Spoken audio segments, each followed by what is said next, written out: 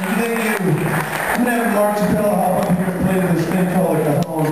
We're from Southern California, and where we're from, there's a street near Hollywood. It's called Melrose Street, and it's got all these little shops on it, and it's right next to Hollywood. So every time you go to Melrose Street, you're gonna see somebody that you recognize, some rock star or some famous movie actor or something.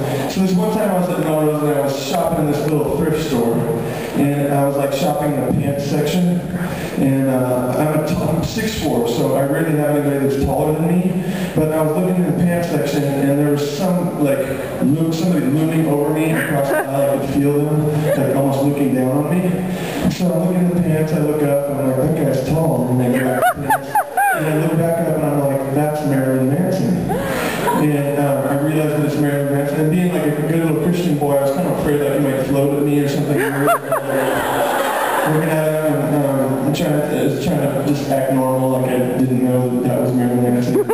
One of my friends was, we had a bunch of friends that were all shopping in these thrift stores, and someone runs up to me and they're like, hey, Renee Zellweger is in the Starbucks down the street. And I was like, okay, I'm going to come with you because I was done hanging with Marilyn and everything.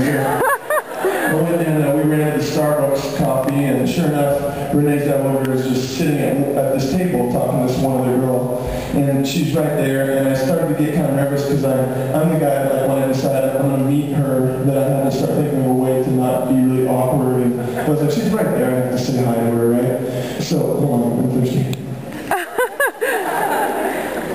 So, I'm considering what I'm going to say without looking like an idiot. And she stands up, I order my coffee, and I'm waiting for it to come up at the bar, a little coffee bar, and she walks past me. And by this time I've decided what I'm going to say. And so I lean forward, and I touch her on the elbow on the way by, and I say, you do great work. And she turns around and looks at me, and she gives me this big smile. She's like, thank you so much. She said, actually, I needed to hear that today. Thank you for telling me that. And I was like, no problem, Renee, you know. All my friends were like behind me. They could just see the back of my head, and they saw her get up, and they saw me talking to her. So I come and sit down, and like, what you guys talking about? I'm like, oh, we were just talking.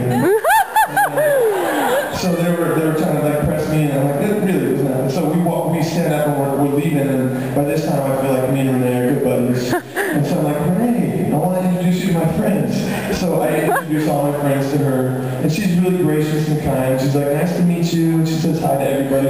And then I don't know how many of you have seen the movie Jerry Maguire, but she had such a lovable character. And I said, you know what? I said, I think that almost every male in America that saw that movie kind of fell in love with your character. And she laughed and said, that's so sweet. And she goes, well, where are they now? And then all my friends were